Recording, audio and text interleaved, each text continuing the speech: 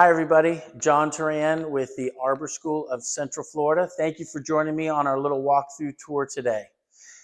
The Arbor School of Central Florida was created 20 years ago. It started with 6 concerned parents who were looking for a different way to educate their special needs kids. Today, we're starting in our performing arts room, which is also where we enjoy lunch. And I'll be walking around and talking a little bit about the different things that we do here at Arbor School. So over here behind me, you can see that we have a makeshift stage set up. We've done several programs to include Aladdin and Beauty and the Beast, and we're currently working on Peter Pan with the students that are interested in the performing arts program. Like all of the arts for the special needs community, it's important to find out what speaks to them and what they're most interested in.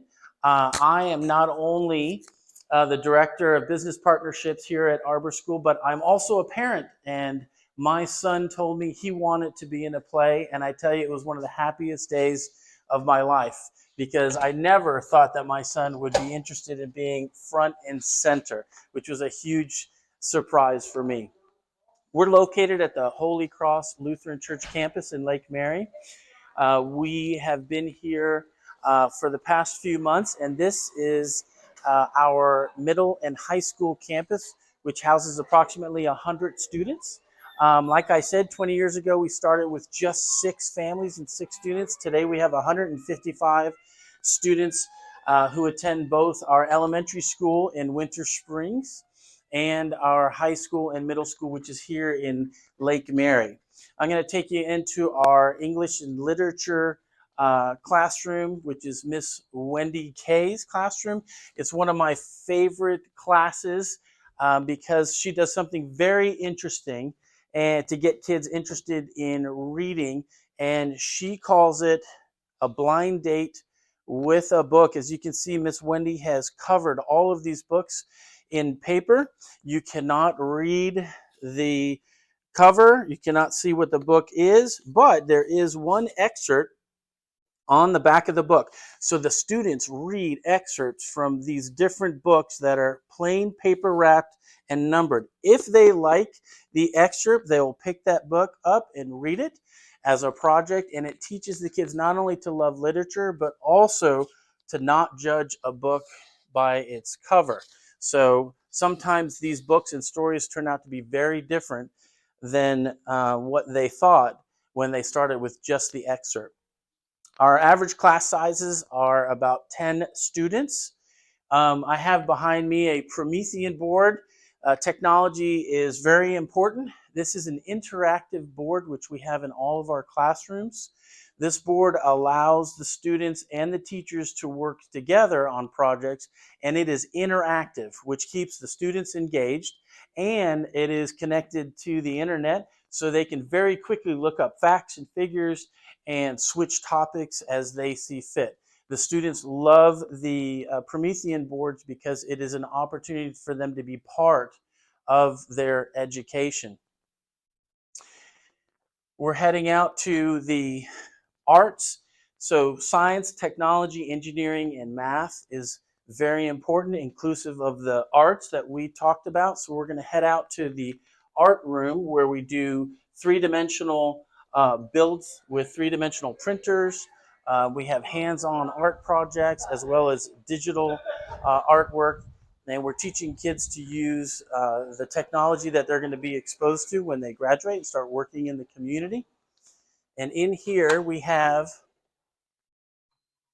our laser etcher, which is a Glowforge machine, which laser etches anything that is on wood, glass, slate, stone. My name badge is actually one of the items that the students have made. We make name badges for businesses like Rock and Brews and the Cork and Olive locally. They come to us and ask us to make their name badges. The students learn things like business skills, taking orders, deadlines, making mistakes, and trying and trying again until they get it right. This involves them with shipping and packaging, and helps support not only the arts, but help expose them to business opportunities that involve their creativity. You can see we've got another Promethean board that's used for art instruction. We have some artwork from students that they were working on as early as today.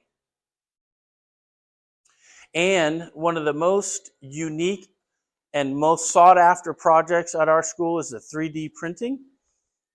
We've got 3D printers over here in the corner that are going to be working through the night. And when we come back tomorrow morning, the students will see the kind of progress that their three-dimensional art designs, and they'll see how far they've gotten.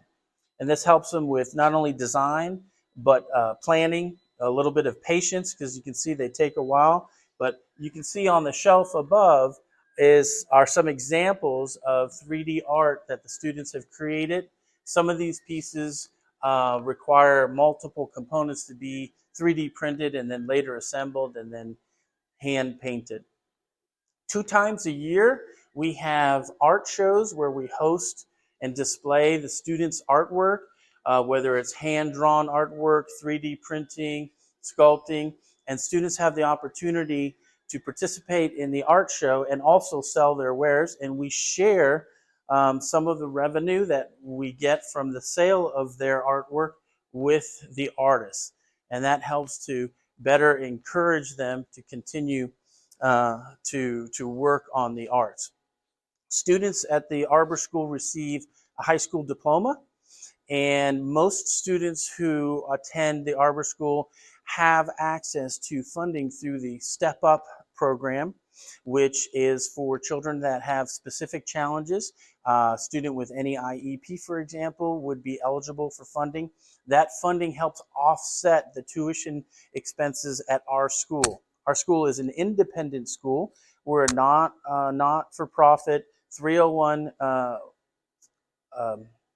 We are nonprofit 501c3 company, and we rely heavily on the support of the community.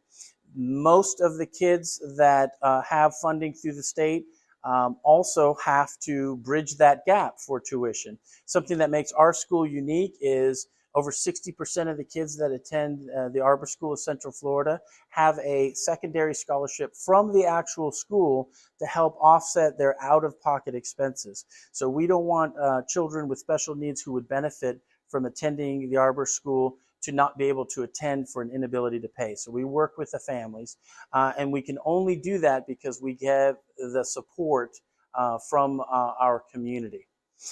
We are currently growing in this location.